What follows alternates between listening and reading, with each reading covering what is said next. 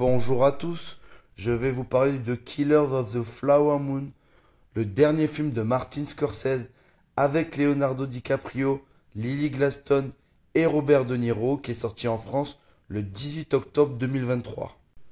Le film se situe dans les années 20 où plusieurs membres de la tribu native amérindienne des Osages sont assassinés après avoir trouvé du pétrole sur leur terre.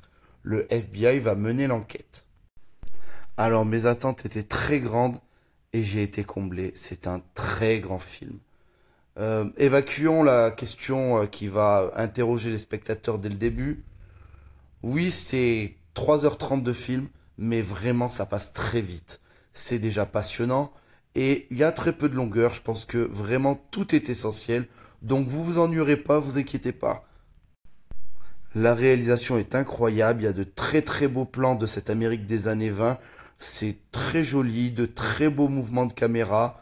Donc encore une fois, un très grand Scorsese à la caméra. Les acteurs sont tous exceptionnels. Les trois têtes d'affiche, Robert De Niro, Leonardo DiCaprio et Lily Gladstone, qui ont des personnalités vraiment très différentes, jouent tous les trois extrêmement bien. Et ensuite, tous les protagonistes de l'histoire, tous ceux qui apparaissent à l'écran, ils sont tous très bons. Donc vraiment, on est pris de bout en bout par le récit et par l'interprétation des acteurs.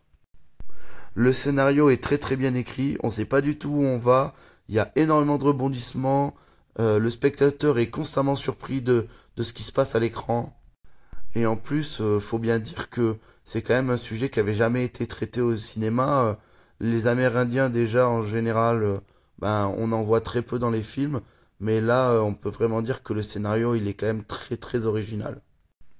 On peut quand même dire que le film est très complexe, il y aurait vraiment besoin d'un deuxième visionnage pour tout comprendre, et aussi dire que c'est un film quand même qui est assez difficile à voir.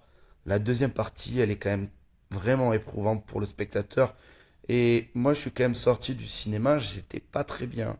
Donc voilà, c'est éprouvant, faut être en forme, c'est un gros morceau. Et c'est un film qui est quand même assez dur à regarder. Du coup, Scorsese, il arrive vraiment à vous toucher, mais également à vous faire rire par moments. Il y a pas mal de moments où on sourit, où on rigole un petit peu, souvent de la crétinerie de certains personnages, mais on rit et on pleure dans ce film. Pour conclure, je dirais que c'est un très grand Scorsese, que je mettrai parmi ses meilleurs films finalement. Bien meilleur par exemple que son dernier The Irishman.